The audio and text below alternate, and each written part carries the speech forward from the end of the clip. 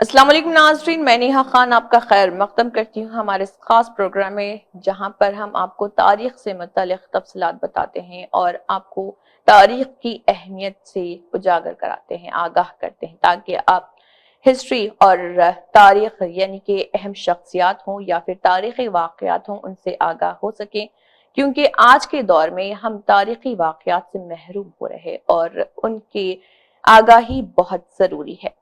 تو چلیے پروگرام کا آغاز کرتے ہیں۔ Today in history 14 June.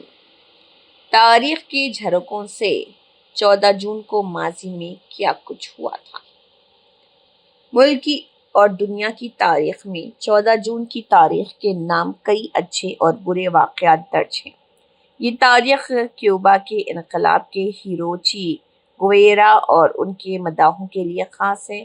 Argentina کے مارکسی انقلابی جی گویرا 14 جون 1928 کو پیدا ہوئے۔ وہ ایک ڈاکٹر، مصنف، گوریلا لیڈر، سفیر اور فوجی تھیورسٹ کے طور پر بھی جانے جاتے ہیں۔ انہوں نے جنوبی امریکا کی بہت سی اقوام کو ان میں انقلاب لا کر خود مختار بنانے کی کوشش کی۔ چی گویرا کو 1959 میں کیوبا کے انقلاب میں فیڈل کاسترو کے ساتھ کلیدی کردار ادا کرنے کے لیے جانا جاتا ہے۔ بعد میں وہ کیوبا کے بینک کے سربراہ اور وزیر صنعت بنے۔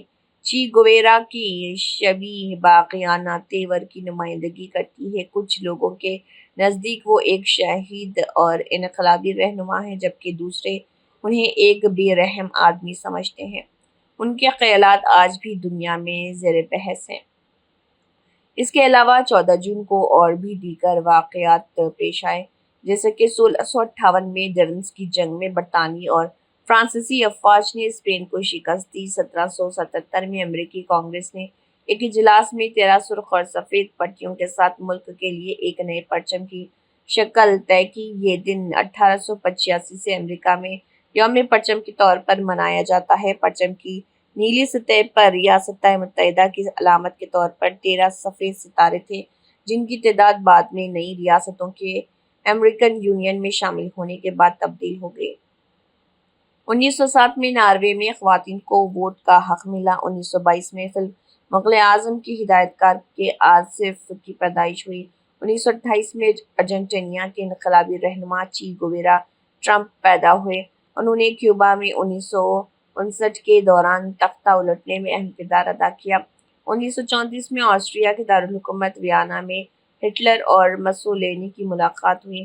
1940 میں دوسری جنگ عظیم کے دوران جرمن تاناشاہ ہٹلر کی قیادت میں تقریباً ایک ماہ تک مغربی یورپ پر فضائی حملے کرنے کے بعد جرمن فوج فرانس کے دارالحکومت پیرس میں داخل ہوئی۔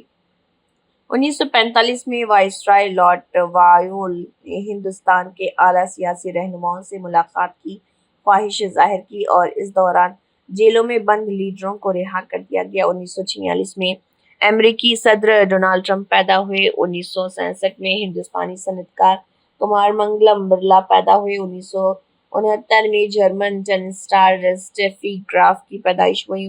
انہوں نے اپنے کیریئر میں 22 گرینڈ سلیم جیتے۔ 1996 میں بھارتی خاتون مکے باز نکھت زرین کی پیدائش ہوئی۔ 1999 میں تھابو ایمبیگی جنوبی افریقہ کے صدر منتخب ہوئے۔